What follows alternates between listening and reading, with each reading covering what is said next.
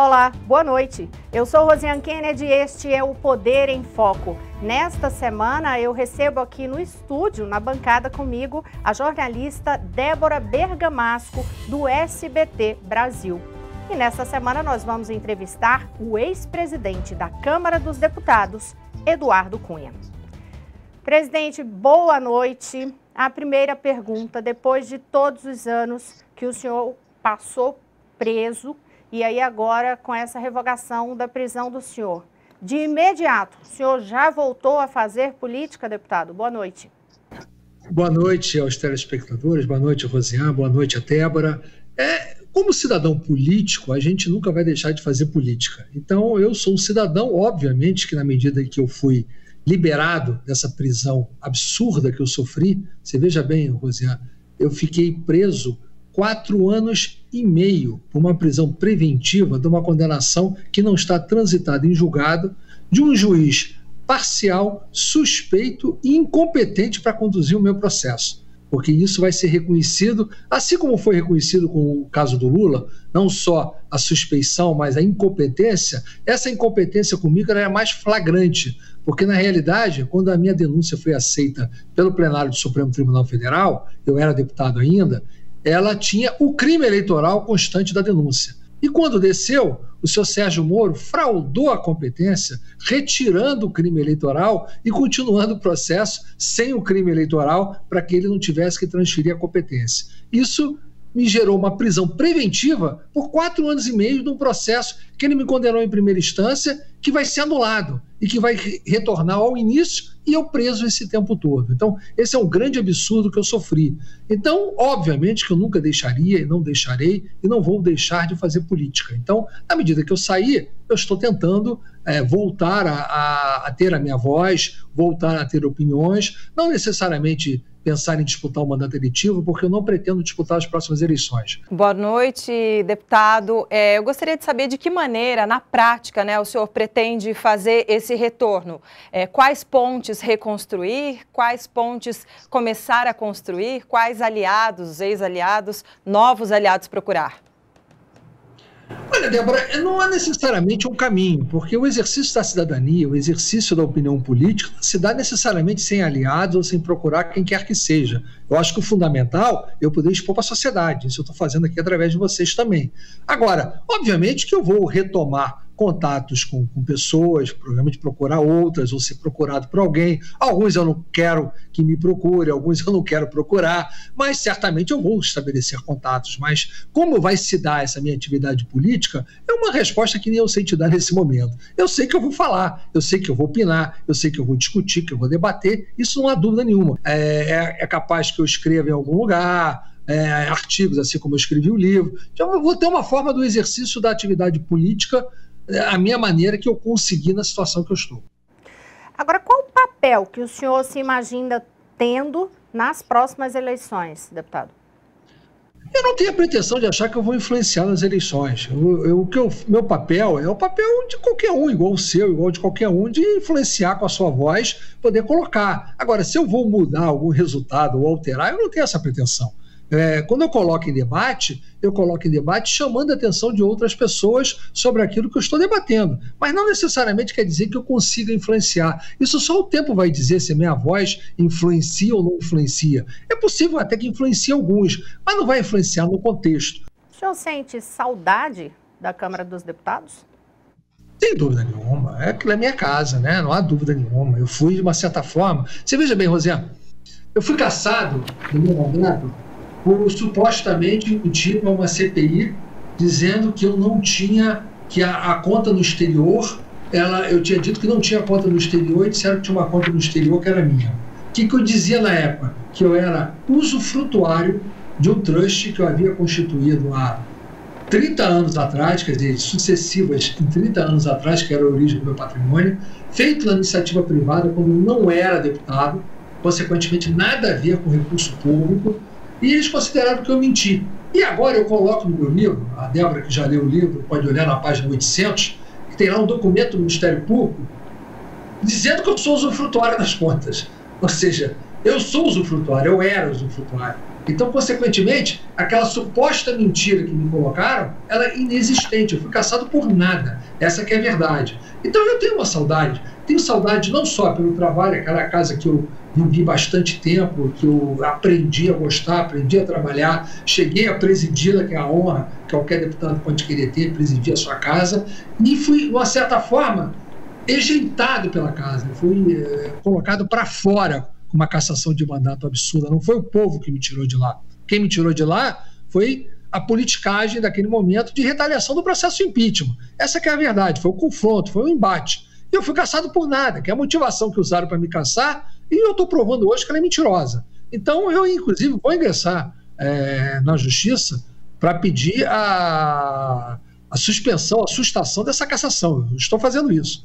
E com isso, eu pretendo anular aquele processo de cassação. Não que vai me adiantar nada, que aquele mandato já acabou, mas do ponto de vista político tem muita relevância para mim. Eu pretendo e vou voltar um dia àquela casa. Não agora nas próximas eleições, mas certamente lá na frente eu vou voltar. É uma questão de que a gente sempre fala, eu que sou evangélico, e tem um versículo que diz a glória da segunda casa, ela é melhor do que a primeira, então ela é maior do que a primeira. Então, a glória da segunda casa, a minha volta na Câmara, será maior do que a primeira. Você se arrepende de ter ido voluntariamente à CPI da Petrobras e a partir dali foi acusado? Eu não me arrependo não, Rosiane. Por mais que todos queiram me contestar isso, teria sido uma posição muito cômoda para mim não ter ido à CPI.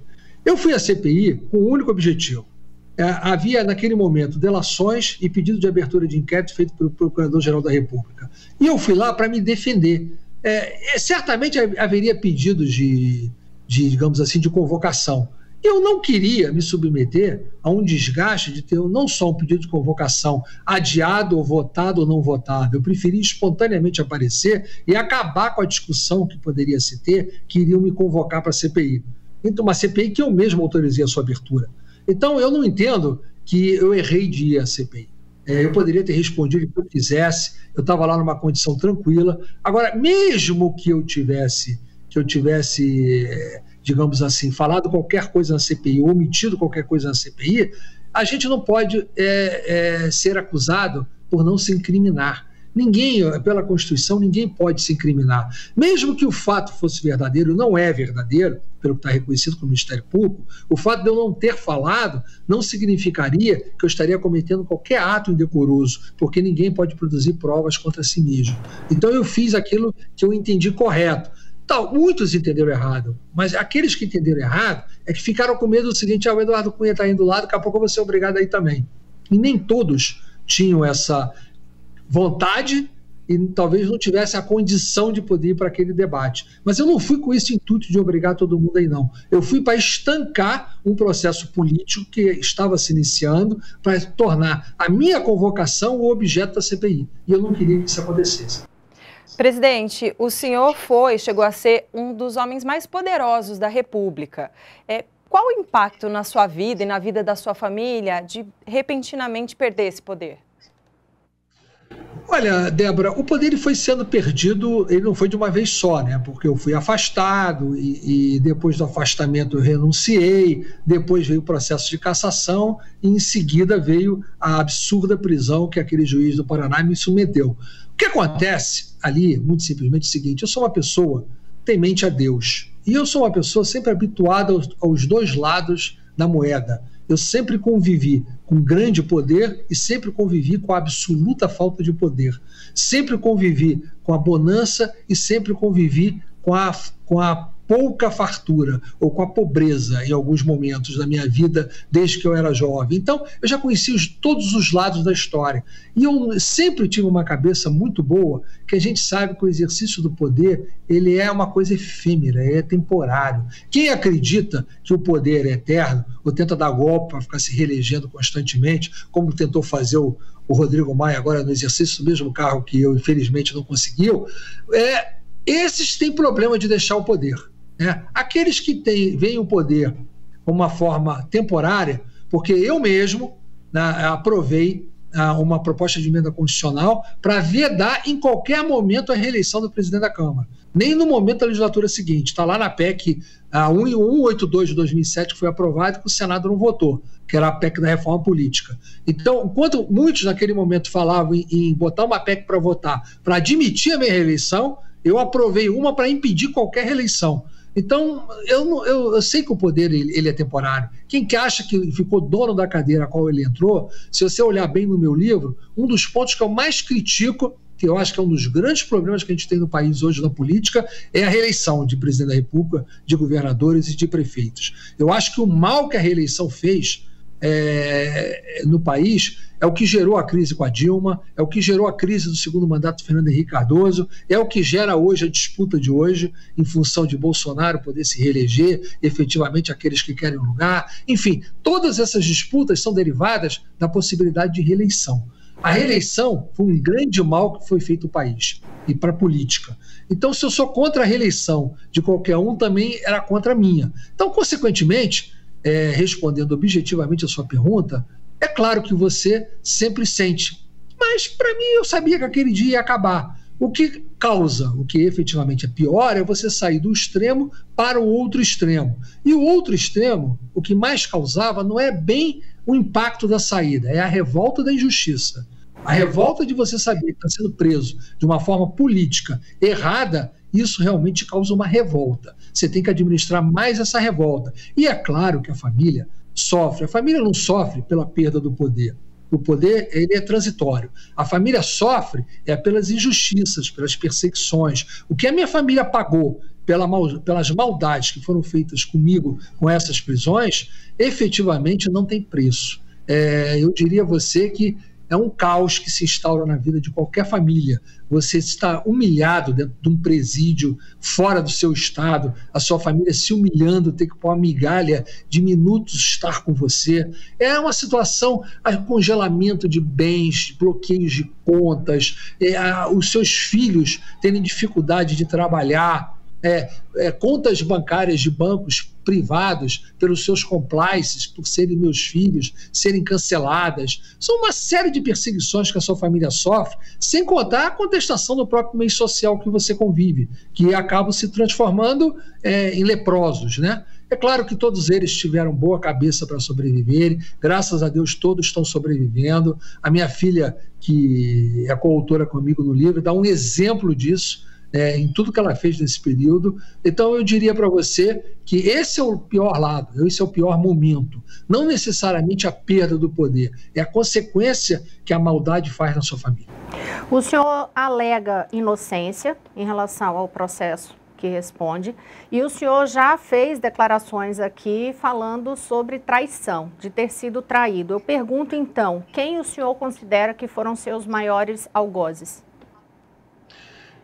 Depende em que sentido que você vai olhar, né? Se você olhar no sentido da cassação do meu mandato, eu elenco muito bem no livro. Eu acho que o próprio Michel Temer, o Rodrigo Maia principalmente, foi o grande responsável pela cassação do meu mandato, porque ele foi traiçoeiro.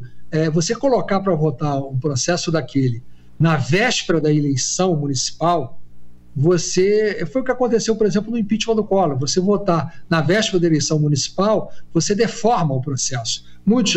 Grande parte dos deputados candidatos a prefeitos, todo mundo influenciado na sua base, estava tudo muito influenciado. Mas mais do que isso dele ter colocado, é que na realidade, Rosiane, eu fui denunciado uma representação no Conselho de Ética da Câmara por ter supostamente mentido na CPI. E isso, tentaram agregar outras coisas nessa representação. Quando aceitaram a minha denúncia pelo Conselho de Ética, foi apenas limitada por mentir ou não na CPI. E, consequentemente, eu estaria sujeito a uma pena apenas de suspensão de mandato, uma pena máxima, jamais de cassação de mandato. O Conselho de Ética me culpou por mais do que aquilo que havia sido aceito pela representação. E, consequentemente, mudou a penalidade que seria da suspensão para a cassação do mandato. Isso que foi submetido ao plenário da Câmara. E como o que o Conselho de Ética manda é um projeto de resolução, como tudo na Câmara que é votado é projeto, consequentemente caberia emendas nesse projeto de resolução para discutir a possibilidade de uma punição alternativa. E o Rodrigo Maia negou esse direito na sessão que pudesse ser votado alternativamente à suspensão de mandato. Se ele não tivesse vedado isso, eu teria direito a ser submetido à votação da penalidade alternativa e talvez não tivesse sido cassado. Então, o Rodrigo Maia foi o grande algoz do processo final de cassação do meu mandato. E, inicialmente, é claro, foi o próprio PT, que quando começou o processo no Conselho de Ética. Então, tem traidores? Óbvio que tem muitos traidores. Tem alguns que traíram por interesse, tem alguns que foram lá se comprometidos comigo e mudaram na hora da votação do Conselho de Ética, e, consequentemente, alguns por interesse, por me pedirem vantagens, que eu relato no livro, outros por outras motivações que eu também relato no livro. Consequentemente, você tem um arco de traidores, mas o Michel, a responsabilidade que eu coloco no Michel, e aí entra o Baleia Rossi também, é que eles me precipitaram a renúncia da presidência da Câmara quando eu estava afastado. Quando eu renunciei a pedido deles, por que eu renunciei naquele dia? Eu renunciei porque eu estava com recurso sendo votado na Comissão de Constituição e Justiça. E o presidente da Comissão de Constituição e Justiça, a qual eu tinha colocado na Comissão de Constituição e Justiça como presidente, o Osmar Serragro, ele me traiu. E ele ia concluir a votação a tempo que pudesse ser levado para o plenário antes do recesso, com o Valdir Maranhão, que já tinha rompido comigo, que estava como vice-presidente do exercício da presidência, ia colocar para votar imediatamente. Então, para poder evitar que fosse votado, se negociou que eu renunciaria, apresentaria um recurso na própria Comissão de Constituição e Justiça, que foi redigido pelo próprio Osmar Serragro.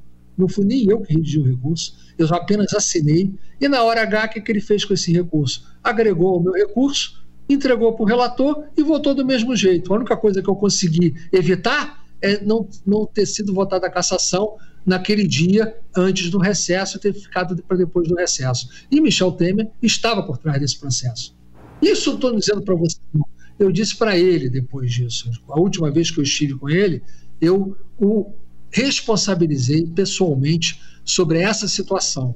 E praticamente ali foi selei praticamente a minha ruptura, não ruptura de rompimento, de briga, a minha ruptura de afastamento total com relação a ele em função dessa situação. Então essas são as razões que você pode elencar como traições. Eu no livro procuro fazer um relato detalhado. É claro que eu não cheguei no livro, porque o livro ele vai até o período da posse do Michel como presidente da República, que é 12 de maio. Minha cassação foi 12 de setembro. Mas eu coloco lances desse período. O segundo livro é que eu vou detalhar mais esse período, e aí essas situações, esses diálogos, vão estar todos presentes para mostrar a verdadeira traição que eu sofri durante o meu processo de cassação. Então é isso aí que tá aí. Gente, o senhor, no seu livro, o senhor detalha também outros nomes, né, como Rodrigo Janot, José Eduardo Cardoso, a própria Dilma Rousseff. O senhor, como cristão, já conseguiu perdoá-los? Não, a gente perdoa. Se perdoar, a gente perdoa, só não esquece.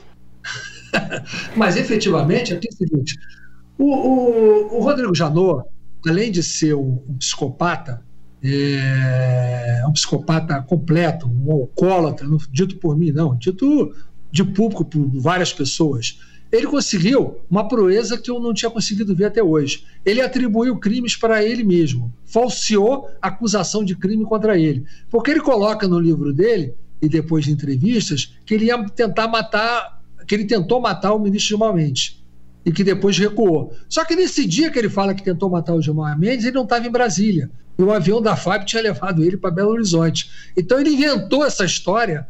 Se ele inventa para ele, imagine para as pessoas para que ele acusa. Então, é uma pessoa que tem esse caráter. E ele estava a serviço, e eu dou vários exemplos disso com o Zé Eduardo Cardoso. Era uma operação, veja bem, se você pegar os diálogos da Vaza Jato, que já saíram, e ressaltos que eu não consegui obter, eu já pedi o Lewandowski, que negou para mim, embora deu para o Renan Calheiros, que nem processo tem em Curitiba, eu estou recorrendo, mas só nas citações que o Lula juntou na reclamação dele, tem 140 citações a mim, feito pela perícia do Lula. E tem diálogos lá que prova que a Dilma, o Zé Eduardo Cardoso e o Janot sabiam da existência das contas antes de eu ser eleito presidente da Câmara. Isso está também na delação da Mônica Moura, esposa do João Santana, quando ela fala que a Dilma a chamou em novembro de 2014 para falar da conta dela, se estava ou não uma conta segura, porque já teriam pego a minha conta. Ou seja, em novembro de 2014, antes de eu ser eleito presidente da Câmara, Dilma, Zé Eduardo Cardoso e Janot já sabiam. Então o processo deles de tentar me afastar, de tentar me culpabilizar, vinha com conhecimento de algo que ninguém tinha, porque só foi enviado para o Brasil em 30 de setembro de 2015, estamos falando de 11 meses depois. Então é uma situação que ainda não foi bem explorada. A Dilma manipulou, junto com o Zé Eduardo Cardoso, as informações da Lava Jato. E a Mônica Moura, na sua delação, ela fala muito claro, o Zé Eduardo sabia de tudo que acontecia da Lava Jato e passava tudo para a Dilma. Ela fala isso. Inclusive, ela foi avisada da prisão dela, pela Dilma. Ela fala isso claramente, foi o Zé Eduardo que avisou. Então eu relato todas essas situações. Eu dou um outro exemplo. Teve um dia, 3 dias antes do Ministério Público apresentar a denúncia contra mim, em agosto de 2015, o Zé Eduardo Cardoso vai numa segunda-feira às 9h30 da noite num carro descaracterizado à Procuradoria-Geral da República, entra, sai, curiosamente ele entra pelo elevador privativo e quando ele sai, um outro procurador que tinha acesso ao elevador privativo o viu e informou a um deputado que me avisou. E o que aconteceu? Quando ele saiu do Ministério Público Federal, o Janot pediu o inquérito da Polícia Federal que estava tocando contra mim, que tinha depoimento marcado, inclusive, da minha secretária para 10 dias depois. E o que aconteceu? Ele apresentou uma denúncia imediatamente. Por quê? Porque tinham manifestações naquela semana do PT, tinham acabado de ter as manifestações do público contra a Dilma no domingo anterior, eles queriam me colocar nas manifestações, queriam antecipar o processo para inviabilizar a possibilidade de aceitação do pedido de impeachment. Isso tudo eu relato nos detalhes. E aí o que aconteceu? Como é que isso aí, eu provei isso aí para vocês? A curiosidade. Eu pedi uma jornalista para dar uma nota. E dei o fato. E ela deu a nota. Só que antes da nota, ela foi pegar a versão do Zé Eduardo Cardoso. Ele não conseguiu negar. E aí ele disse que foi lá para ter uma reunião sobre o sistema penitenciário. Ou seja, ele admitiu aquilo, não precisava ter ido carro descaracterizado, não precisava entrar escondido e sair escondido, não precisava ter ido às 10 horas da noite. Enfim, isso só mostra que havia uma articulação e isso eu relato com muito detalhe no livro, muito detalhe. Quem tiver a oportunidade de ler vai ver detalhe por detalhe para não parecer que está sendo uma situação que eu estou colocando, mas está tudo muito bem corroborado. Já que o senhor vem falando do livro, então ressaltar o nome do livro, que é o Tchau, Querida, né, deputado? Tchau, Querida, Diário do Impeachment. Exatamente. Deputado, em relação à sua prisão ainda, muito se falava, e com todos esses relatos que o senhor traz no livro, por exemplo, muito se falava nesse ambiente político aqui de Brasília, quando o senhor foi preso, de que o grande temor no meio político era que o senhor fosse um homem-bomba e que fizesse uma delação assim para abalar Brasília e romper todas as estruturas. O senhor não fez nenhuma delação. Eu pergunto, o senhor ainda pode ser esse homem-bomba? Ainda tem alguma bomba para ser revelada? Olha, Rosé, foi bom até você perguntar isso, eu já falei em algumas oportunidades, mas é bom falar. O que acontece? Quando houve aquela história da confusão da gravação do Joesley Batista com o Michel Temer, essa gravação ela foi feita e ela, de uma certa forma, acabou se gerando uma acusação contra mim, que eu estava recebendo recursos do seu Joesley para não delatar. Essa foi a acusação que foi feita. Inclusive, eu tive um mandato de prisão preventiva por causa disso. Fiquei 1 ano e meio debaixo desse mandato, que foi um mandato a mais do que a prisão que eu já tinha, e fui solto desse mandato sem denúncia apresentada contra mim. Nesse momento, para desmentir essa história, eu autorizei os meus advogados. Vocês estão dizendo que o Eduardo Cunha está recebendo para não delatar? Qual é a proposta de delação que tem para o Eduardo Cunha? Porque ninguém fez nenhuma proposta contra ele. Façam uma. Porque, na verdade, o Joesley falou aquilo, deu aquela interpretação, mas quem tinha sido pego recebendo dinheiro gravado foi a irmã de Lúcio Funaro. Na casa de quem foi encontrado o dinheiro foi da irmã de Lúcio Funaro. Quem estava recebendo era o senhor Lúcio Funaro. Tanto que ele depois virou delator. A mim ninguém encontrou nenhuma prova. Se eu tivesse recebendo dinheiro, por que não fizeram uma operação igual fizeram com a irmã do Funaro ou com a Aécio Neves para tentar pegar o dinheiro que estaria supostamente sendo dado a mim? Então eu fiz essa história de apresentar para discutir delação, foi única e exclusivamente para acabar com esse boato, para acabar com essa versão. Como eu não tinha proposta, nem eu ia delatar, ficou claro que ninguém tinha impedimento nenhum para delatar. Primeiro, não tinha proposta. E segundo, não teve proposta. E terceiro, eu não queria, eu não tenho que delatar, eu não cometi crime, eu não sou homem-bomba. Meu homem-bomba é a política que eu estou colocando, o que eu estou falando, o que eu estou acusando, deixando de falar, é o que está restrito no livro. São fatos políticos que eu vivi. Se alguém não ficou confortável com esses fatos, paciência. Deputado, o presidente Jair Bolsonaro é um bom presidente? Débora, eu tenho costumado dizer o seguinte: você está com 2 anos e 4 meses do mandato de Bolsonaro, dos quais a metade do mandato está na pandemia. Então, é muito difícil você avaliar o governo do Bolsonaro nesse momento. Eu diria que ele começou bem, eu diria que se aprovou uma reforma da Previdência que era bastante importante para o país, porque você começou as reformas do Michel Temer errada.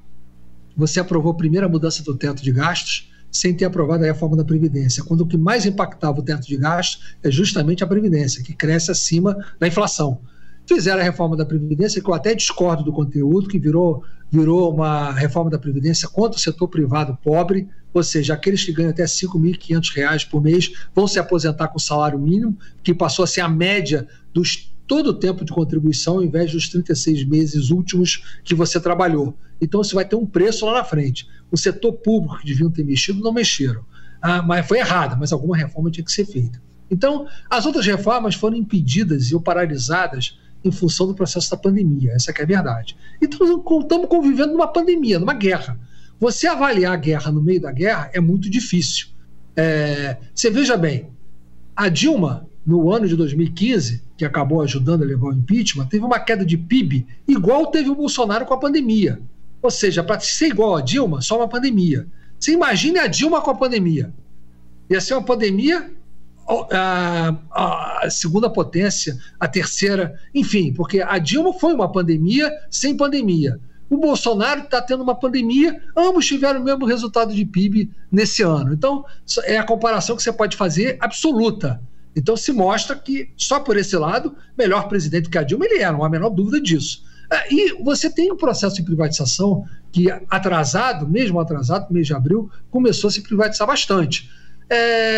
Para avaliar o Bolsonaro como presidente, o governo dele, eu acho que precisa esperar um pouco mais de tempo para dar uma opinião definitiva. Principalmente a gente acabar a guerra. Só o fato de não ter as políticas equivocadas que se tiveram já é um avanço para o país. Você veja bem essa política de campeões nacionais que foi feita pelo governo do PT, que gerou esse monstro da JBS, com dinheiro subsidiado, pago por todos nós, de diferença de juro, gerou essa empresa bilionária que está aí. A política está errada. E assim se gastou-se bilhões de dinheiro subsidiado, que era transferido do Tesouro para o BNDES, que estão sendo restituídos agora. Esse foi um erro de política cometido pelo PT, talvez um dos maiores. E a linha do PT na economia foi uma linha de intervencionismo. O intervencionismo mostrou que está errado, mostrou que não deu certo. Poder em Foco vai fazer um breve intervalo e a gente volta já já.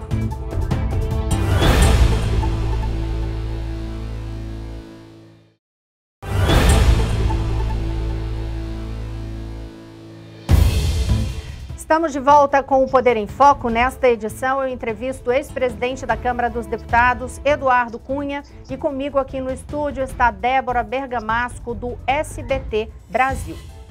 Deputado, em relação a articulações políticas, o presidente Jair Bolsonaro ele demorou para fazer a aproximação e conseguir o apoio do Centrão.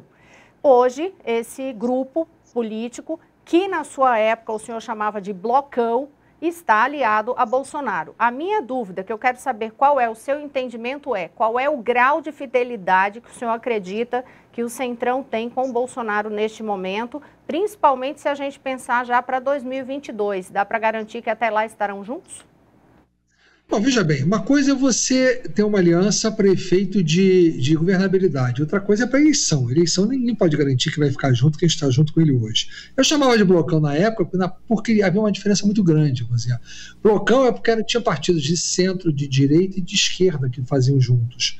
Hoje, quando você fala centrão, todo mundo é de centro. Então, essa é a denominação que tento colocar. É uma coisa assim meio pejorativa, como era na Constituinte 88, que tinha o centrão da Constituinte. Então, a gente precisa contextualizar o que era uma coisa e o que era outra. Mas, na verdade, Bolsonaro busca uma governabilidade, e essa governabilidade ele passou a buscar no meio da pandemia. Porque ele começou o governo sem ter esses partidos aliados a ele. Quando começa a pandemia e efetivamente houve uma tentativa grande de tutela do Bolsonaro pelo Rodrigo Maia como presidente da Câmara, inclusive com pautas absurdas, pautas de aumento de despesas violentas, como foi aquele caso de estados e municípios, que você botou bilhões, depois o Senado consertou e trouxe uma realidade. Bolsonaro estava com risco de um processo de impeachment, sim. Ele estava sem base. Então, naquele momento, ele foi obrigado a constituir uma base para se preservar. Porque, você lembra bem, até medida provisória era colocada debaixo da gaveta. Porque com a pandemia, as medidas provisórias que tinham que passar por uma comissão especial, elas deixaram de existir a comissão especial. Consequentemente, com a comissão especial deixando de existir, o Rodrigo Maia passou a levar direto ao plenário da Câmara, designando o relator, e colocava a medida que queria, na hora que queria, no momento que queria, e acho que não queria, ele não lia e ficava na gaveta. Por exemplo, aquela medida provisória que acabava com a despesa de carteira de estudante. Uma coisa banal, mas que economizava dos estudantes, e ele nunca botou para votar. Aqui mudava o mandante do futebol. Enfim, tem uma série de situações ali que o Bolsonaro estava perdendo a governabilidade total. Ele estava sendo tutelado. Então, ele, para poder fazer valer a vontade, o governo ter seus projetos votados e aprovados, ele se rendeu e constituiu uma base através desses partidos de centro que se aliaram a ele, e efetivamente essa aliança é para a governabilidade dele. Se ele não tivesse feito isso, talvez nós estivéssemos discutindo o processo de impeachment do Bolsonaro, talvez ainda no ano de 2020. Na medida que ele fez isso, esses partidos vão com ele. Se vão com ele até a eleição, é difícil dizer, talvez sim, talvez não. Alguns vão, outros não vão na eleição.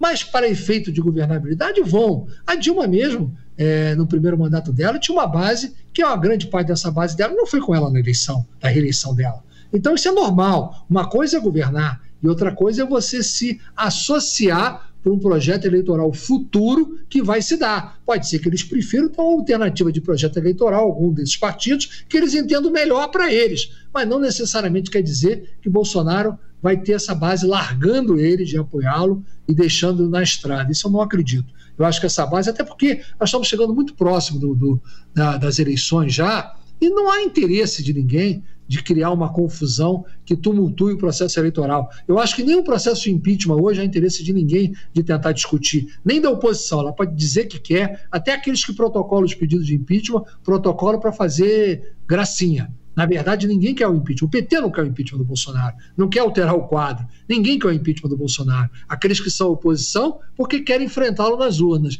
E quem está com o Bolsonaro, obviamente, não quer sair do poder. Então, eu não vejo risco de haver qualquer tipo de abandono que possa causar algum prejuízo à governabilidade dele. Presidente, esse apoio do Centrão, ele foi até reforçado do ano passado para cá pelo que se chama de orçamento secreto, que segundo o governo, de secreto não tem nada, né? Qual que é a sua avaliação sobre o orçamento secreto? Não tem orçamento secreto, né? Orçamento secreto digamos assim, a narrativa para poder carimbar a situação. Não existe, até porque o orçamento ali, orçamentário, ele é público. Se alguém não viu isso no orçamento, é que não sabe ler orçamento. Quem sabe ler orçamento sabe que foi aprovado. Então, consequentemente, não existe orçamento secreto. Mas, vamos lá, respondendo objetivamente a sua pergunta.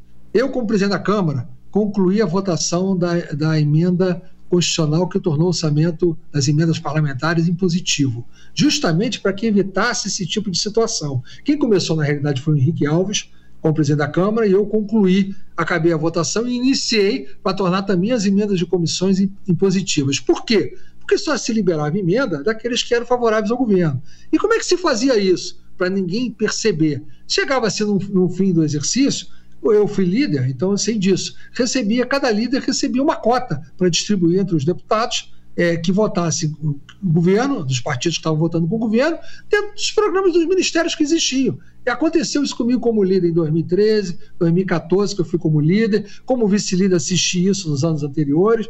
Não tem nenhuma novidade. A diferença é que hoje, além das emendas impositivas, está se tendo um extra orçamentário liberado da forma que é liberada antes para substituir as emendas impositivas. Em resumo, antes se custava X de emendas, hoje está custando X mais Y. Essa que é a realidade que está acontecendo. Agora, não tem nada de secreto. Todo mundo sempre fez isso. Todo mundo sempre obteve isso. Agora, tem uma diferença. Naquele momento, você distribuía cargos e bastante cargos. Hoje você tem uma distribuição menor de cargos para os partidos aliados. Claro que tem e tem que ter, é inevitável que se tenha, até porque nem o Bolsonaro não tem quem preencha todos esses cargos se não compartilhar com os partidos da base. Eu não estou falando ministério, não. Eu estou falando cargos nos estados, vários cargos em lugares que ninguém nem sabe que existe e que sempre existiu e que sempre foi compartilhado e indicado pelos partidos que compõem a base do governo. Mas o número de cargos hoje, Débora, ele é menor. Consequentemente, as emendas que estão sendo colocadas, que não são secretas, elas simplesmente adotam o mesmo rito que era adotado em toda a vida que eu fui deputado, que eu assisti lá na Câmara. Ou seja, não tem jeito. A base, tendo algum tipo de possibilidade de brecha, vai sempre ser mais beneficiadas. Até hoje com as emendas, deputado, é isso? Rosiane, o que acontece? Veja bem, você quando é governo, você é governo para enfrentar o desgaste que a atividade de governar ela dá. Você acha que a reforma da Previdência foi votada, só que naquele momento, quem estava concentrando a situação de distribuir emenda era o Rodrigo Maia. Naquele primeiro ano do governo Bolsonaro, ele fez esse papel para aprovar a reforma da Previdência. Foi a custa de quê? Quantas emendas foram liberadas ali por deputados? Então, o que acontece na prática, que a gente tem o seguinte, o deputado que está votando com o governo, não é com o governo Bolsonaro, não, é com qualquer governo. Ele tem ônus por matérias que ele vota que são cobrados nas suas bases. Qual a forma que ele compensa isso nas suas bases? Ele tem recursos para as cidades onde ele é votado, para que ele possa compensar a razão, motivar a razão pela qual está ao lado do governo e está trazendo benefícios para a sua região. Isso é muito comum, é muito normal. A grande parte dos deputados se elege com os votos dos municípios. Se você não leva nada para os municípios, você vai perder a condição de pedir um voto naqueles municípios que lhe votaram. Então, isso, desde que começou a política, sempre foi assim. Deputado, mudando de assunto, eleições 2022, há pouco o senhor até falou assim, olha, falta pouco para as eleições, e a gente, poxa, falta mais de um ano, mas a gente sabe que no ambiente político as articulações começam muito antes. Qual a avaliação que o senhor faz sobre a possibilidade de MDB e PT estarem juntos novamente? O senhor acha isso possível? Não, eu não acho a menor possibilidade disso acontecer. Em primeiro lugar, o MDB sempre foi dividido nas suas posições. Você veja bem, quando o Michel Temer foi candidato a vice na reeleição de Dilma, a convenção do PMDB teve 58% favorável à aliança e 42% contra a aliança. Aqui no meu estado do Rio de Janeiro, por exemplo, ficou conhecido o Aezão, o Aécio com Pezão. Então, a grande parte do PMDB votou naquele momento, que era o PMDB, não é o MDB de hoje, votou contra o Michel Temer, vice-presidente da Dilma, essa que é a verdade. Então você vai ter uma parte do PMDB, do MDB, que vai estar com Lula e vai ter uma parte do MDB que vai estar com Bolsonaro. E o que eu acho que vai acontecer com o MDB é o que acontecia antes, vai ficar sem candidato a presidente, não participar de nenhuma chapa, porque não vai conseguir uma unidade para participar de uma única chapa, na minha opinião. Isso termina deixando também o partido numa situação mais confortável para, na sequência, também se aliar a qualquer governo, não? Isso não, porque a gente já assistiu muitos partidos que disputaram a eleição em coligação, perderam, depois foram apoiar o outro. Isso é muito normal nos últimos anos. Mas o que nós temos um problema a mais nessa eleição, porque o fim da coligação proporcional, que a imprensa comemora como sendo uma coisa para melhorar o sistema político, na verdade é um desastre. Porque o que aconteceu nas eleições municipais, eu tive a possibilidade de estudar isso, vai se repetir na eleição do ano que vem se não for mudado. Você vai ter mais partidos com representantes, porque na realidade o fim da coligação proporcional te obriga a ter mais candidatos. Então, se você não tiver um partido com muitos candidatos, com votos de poucos votos, para poder fazer a legenda para os deputados, você não vai conseguir eleger deputado. Então, o que vai acontecer? Vai ter uma pulverização, um maior aumento do número de candidatos, um encarecimento da eleição e, no fim, ao invés do resultado que queriam ter, que é diminuir o número de partidos concentrando, não vai acontecer. Vai pulverizar, aumentar o número de partidos com representação na Câmara. Então, o fim da coligação proporcional, ele te obriga a você ter um referencial. Porque se você não tiver um referencial, você vai correr sozinho, você não vai ter o que defender em cima. Então, por exemplo, o MDB vai pedir voto para deputado federal, para senador ou até para governadores que vão, e não vai estar com o partido apoiando ninguém, prejudicará uma chapa. E se estiver apoiando alguém ruim, também vai prejudicar. Então, o fim da coligação proporcional, para efeito da representação na Câmara dos Deputados, é um verdadeiro desastre. O Poder em Foco vai fazer mais um breve intervalo. A gente volta já.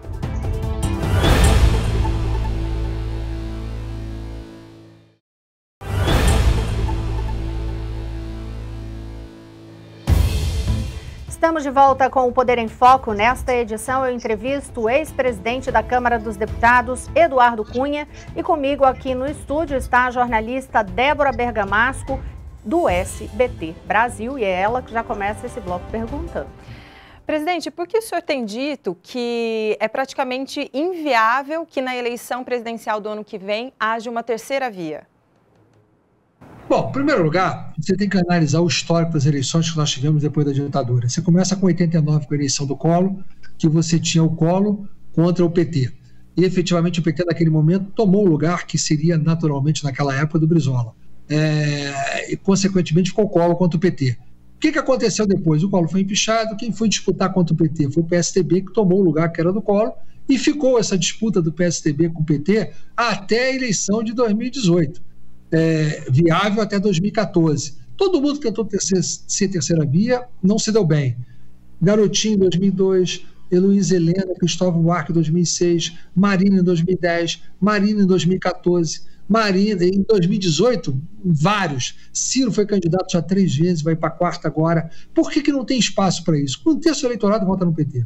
1/3 hoje está com o Bolsonaro. E o outro terço ou vai ser abstenção, ou vai ser branco e nulo, e o restante vai votar pulverizado nos candidatos alternativos que vão aparecer. Não tem espaço, ninguém vai tirar o Lula do segundo turno, alguém tem essa ilusão. Ninguém vai tirar o Bolsonaro do segundo turno, alguém tem essa ilusão? Eu não tenho. Então, o Bolsonaro em 2018, ele tomou o lugar do PSDB como o anti-PT. Nós temos hoje o anti-PT e o PT. E se criando pelo desgaste que está se dando em função do Bolsonaro, o anti-Bolsonaro. Então eu não vejo aí, não tem nem nome, nada onde possa acontecer, que possa aparecer, que mude. Sempre houve PT e anti-PT em todas as eleições que a gente viveu desde o fim da ditadura. Quem vai mudar isso agora? E o que aconteceu com o PSDB? Por que eles perderam essa voz anti-PT? Olha, Débora, o que eu assisti ali na campanha, eu pude assistir a campanha privilegiada de televisão o tempo inteiro. Eu diria para você o seguinte, houve muito erro do PSDB naquela campanha. Em primeiro lugar, que o PSDB foi para a campanha, o Alckmin, com o tempo de televisão enorme que ele tinha, ele passou a atacar o Bolsonaro. Se ele era o anti-PT, não era o Bolsonaro que ele tinha que atacar. O que aconteceu? Ele só cresceu o Bolsonaro. Quando você via aquela força anti-PT, ela não se viu que o PSDB a representava mais para poder enfrentar o PT. Isso foi uma construção que não começou só na campanha, não. Ela veio de antes. Esse movimento que o Bolsonaro acabou encampando e acabou representando, ele não começou na véspera da eleição. Nessa altura que a gente está hoje aqui, há 4 anos atrás, em 2017, esse movimento já existia. Bolsonaro estava na frente do Alckmin em todas as pesquisas que você colocava naquele momento. Então não foi um movimento que começou da noite para o dia. E nenhum dos outros candidatos aparecia. Ali a discussão era se o Lula ia ser candidato ou o Lula não ia ser candidato. Se o Lula não fosse candidato, provavelmente o PT poderia não ir para o segundo turno. Ali havia uma expectativa, inclusive, que o PT não fosse para o segundo turno se o Lula não fosse candidato. Só que também se enganaram, porque o PT tem uma força por si só, que com Lula ou sem Lula candidato, ele poria qualquer candidato no segundo turno. Porém, o Poste colocou o Poste, o Haddad, no segundo turno. E levou o Poste até para o tamanho que o PT tem. E dificilmente o PT ganharia de alguém, mesmo com Lula em 2018, tendo saído do processo impeachment debaixo daquela confusão que a gente estava vivendo. Então, ali era uma situação que estava cantada, não foi uma coisa, tomou naquele dia. O Alckmin errou na campanha sim, ele colocou a campanha contra o Bolsonaro com muita virulência, e isso, de uma certa forma, não convenceu os eleitores anti-PT naquele momento, mas essa construção, ela veio começando antes, ela não começou naquele momento. Eu diria que quando o Aécio tombou na história do Joesley em 2017, que o Aécio é o que tinha o maior recall da eleição, a partir daí o PSDB começou a afundar. Eu acho que a construção da mudança do PSDB para o Bolsonaro começou na denúncia contra o Aécio feito pelo Joesley Batista. Presidente, vou tentar agora fazer meio ping-pong para pergunta e resposta mais rapidinha. Hoje, o presidente Jair Bolsonaro está com a popularidade abaixo de 30%. Para dar um conselho a ele hoje, o que o senhor diria para que fosse suficiente para ele recuperar a popularidade? Eu não sei se ele vai recuperar a popularidade a nível da eleição. Isso é uma coisa que dependerá muito do comportamento da pandemia, e mais do que isso, da narrativa, né? Porque há uma diferença entre a história que é narrada e a história real. Eu acho que o Bolsonaro erra muito mais na forma de se comunicar do que até, às vezes, no conteúdo. Ele se comunica de uma forma muito agressiva, e essa agressividade na comunicação, de uma certa forma, acaba atraindo para ele impopularidade. Mas mesmo que o Bolsonaro continue no nível de popularidade que está, é o suficiente para ele estar no segundo turno na eleição do ano que vem. Então, independente ou não dele poder recuperar o que ele já teve mais, e se você olhar bem, o período que ele ficou maior foi o período onde o auxílio emergencial foi dado no início da pandemia, de um valor elevado, consequentemente aquilo fez com que ele entrasse, inclusive, em locais do interior, do Nordeste, onde o Lula era muito forte, quer dizer, o voto do benefício. Isso é uma questão de, se ele fizer isso no último ano, consequentemente ele pode também alcançar. Mas eu acho que nada tirará o Bolsonaro do segundo turno, na minha opinião. O senhor acha que Dilma teria espaço em um eventual governo Lula? Eu acho que isso deve ser propagado, porque se você vai eleger o Lula para botar a Dilma para trabalhar, é um bom motivo a mais para não eleger o Lula. Você já tem os outros motivos, mas você tem que considerar que, se você colocou a Dilma para trabalhar, pelo amor de Deus, ninguém quer a Dilma de volta. Então eu acho difícil. Se ela vai ter espaço, com certeza deverá ter. Eu acho que ela pode vir a ser a chefe da Casa Civil do Lula. Você tem que pensar nisso. Então, consequentemente, as pessoas, quando pensarem nisso, tem mais uma motivação para não votarem no Lula. O que o senhor considera que tem sido o maior acerto e o maior erro da atual gestão? Do Bolsonaro? Sim. Eu acho que o grande acerto do Bolsonaro é se contrapor ao PT nas políticas públicas que o PT praticava. Esse é o grande acerto dele. O grande erro dele é a forma de comunicação, na minha opinião. A gente não sabe necessariamente aquilo que ele pensa ou aquilo que ele fala, se necessariamente é o que ele pensa, se ele pensa aquilo que ele fala, se ele fala muitas coisas de improviso que podem, digamos assim, fala, como a gente diz, apenas para um grupo mais fiel de seguidores a ele. É como a gente fala no meio cristão, é pregar para convertido. Né? A gente não pode só pregar para convertido, é pescar no aquário, a gente tem que pescar no mar, a gente tem que pregar para quem não é convertido. Então, essa, na minha opinião, é o grande erro do Bolsonaro. Arthur Lira, vai acatar pautas bomba? Muito se fala, eu escrevo muito isso no livro, eu sou acusado, agora mesmo o Lula foi dar uma entrevista e disse que eu peguei e devolvi uma medida provisória da desoneração que a Dilma mandou. Mentira, quem devolveu foi o Renan, não fui eu. Quem era presidente do Congresso era o Renan Calheiros, não era Eduardo Cunha. E nego fala que eu tinha pauta bomba. Qual a proposta que o governo colocou dentro da Câmara dos Deputados quando eu era presidente que não foi votada? Se ela às vezes não tinha base para conseguir aprovar da forma como ela mandava tudo, é um problema da base, não é um problema do presidente da Câmara, mas nada deixou de ser votado. Diferentemente do Rodrigo, que não só não votou as pautas do Bolsonaro, como também impôs pautas que davam despesas, como a pauta de auxílio a estados e municípios, que saiu aprovado na Câmara 3 vezes o valor que foi aprovado pelo Senado. Então, pauta bomba é uma coisa que todos nós temos que evitar, até porque não tem espaço de orçamento. Eu não acredito que o Arthur Lira vote pauta bomba. Ele é uma pessoa responsável e está com compromisso com o país e com a sociedade. Agora, se alguma pauta dentro da Câmara for votada e aí o Bolsonaro não tiver maioria, uma pauta simples pode até virar uma pauta bomba, mas aí é um problema de falta de base, não porque o Arthur Lira vai colocar. Só para encerrar, deputado, qual foi a maior lição que o senhor tirou do período que ficou preso? Olha, Rosiane, é muito difícil você dizer qual é a maior lição que você tem, mas a maior lição que eu poderia dizer para mim é acreditar em Deus. Se Deus me guardou ali nesse período, é porque certamente ele tinha um propósito e certamente ele evitou algum mal para mim pior do que poderia acontecer comigo fora de lá. Então eu entendo que a minha prisão é uma graça de Deus para com a minha vida e eu agradeço a Deus por essa prisão. É a forma como eu entendo a lição. Eduardo Cunha, ex-presidente da Câmara dos Deputados, muito obrigada por nos conceder esta entrevista aqui no Poder em Foco. Débora Bergamasco, jornalista do SBT Brasil, muito obrigada por dividir a bancada aqui comigo também. E claro, eu agradeço a você, telespectador, que acompanhou o programa até aqui. Aproveito para lembrar que você pode assistir a todos os episódios do Poder em Foco no canal SBT Jornalismo no YouTube e também conferir os destaques desta entrevista no portal sbtnews.com.br. No próximo domingo, 00:45, tem mais um Poder em Foco, sempre conversando com personalidades do ambiente do poder. Eu espero vocês aqui. Uma ótima semana a todos.